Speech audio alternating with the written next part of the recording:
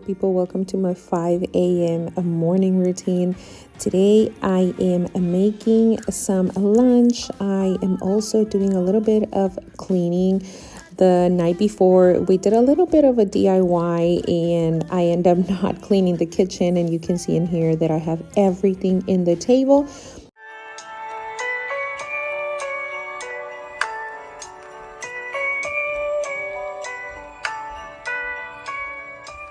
And this time I'm not turning on the TV, and so there are some times where I'll turn on the computer and I'll run some calm music.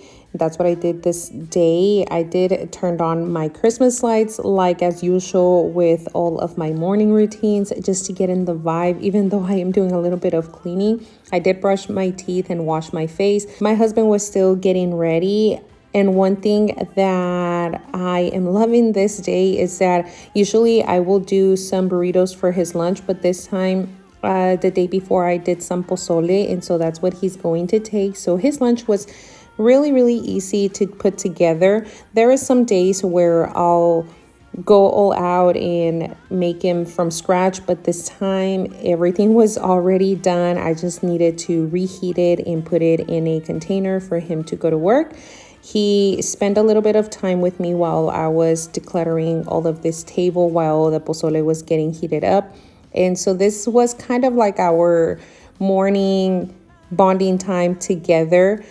I promise that I tried really hard to go to bed with a clean kitchen and just to put all of this away, but sometimes that really doesn't work. And as much as I love my morning routines and not to mess up with any of my 5 steps, there is some days that I have to just change my routine a little bit and go with the flow and get things together even before the kids go to school. I feel that same way that we feel when our house is clean, it's the same way that our kids will feel. It is better for them to have better morning when they see things in its place, and usually they'll come downstairs to the kitchen. They usually don't need breakfast, only the little one, but again, it is sometimes, not all the times. But whenever they come downstairs into the kitchen and they see a clean kitchen, I feel like their day goes much smoother as well, even though that they don't have to clean the kitchen. But I don't know, that's just probably my idea, but I feel that whenever you see something clean, you kind of feel more motivated to start or continue with your day. From there, I move on into my bedroom and make my bed. You guys know that that is another step that I cannot skip whatsoever. I did went ahead and took a shower as well. I didn't do my makeup, but at least I was already ready with the shower.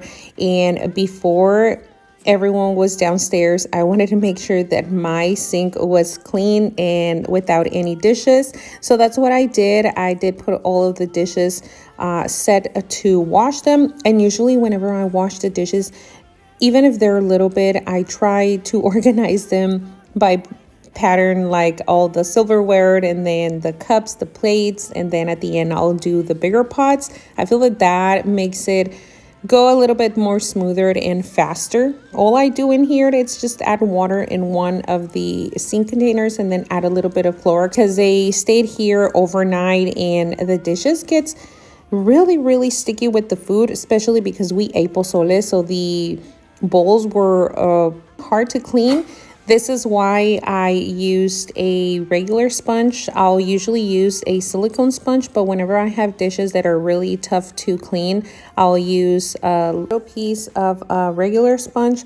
I'll usually don't use the whole entire thing because I know I'm going to throw it away. And when I do this, I'll use the sponge throughout the entire day, and then on the night, I'll throw it away. Sometimes I will forget, I'm not going to lie, but for the most part, I am really good on that. My kids hate me for this because I don't like to use this type of sponges that often. I often use the silicone sponge. I feel that they're just more sanitized and there is no germs in there, and you can just clean it with water and there's no residue of food at all on the sponge. That's one of the reasons why I use the silicone sponge. But again, whenever I do need the help for a tougher sponge, I'll use just a regular Dollar Tree piece of sponge and that'll do the job. It went by so fast, I barely did see it.